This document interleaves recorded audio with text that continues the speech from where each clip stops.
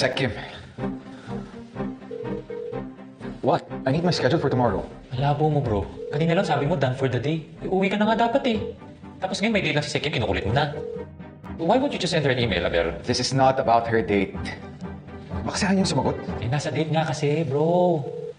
And besides, you know how dates usually end, right? Pindutin mo ulit. Boss? Sec Kim, why aren't you answering your phone? Bakit ho, boss? Nasaan ka ba? Kanina pa kita tinatawagan. I need you. Boss, nasa labas lang po ako. Bakit may... Ay! In fairness, may tsura yung kasama. Uy, hindi, joke lang. Uy, pangit pala. Hurry up. It's an emergency. Bro, calm down. Ano ka muna malalim?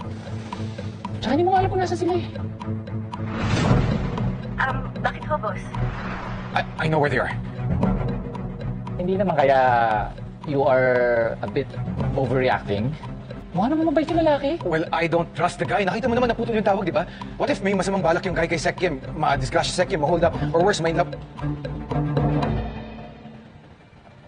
I have to go.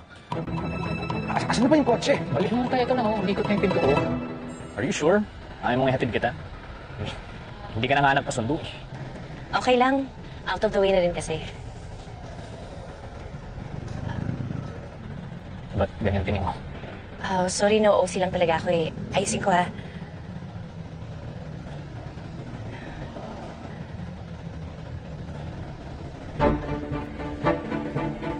Secretary Kim! Ay, sorry.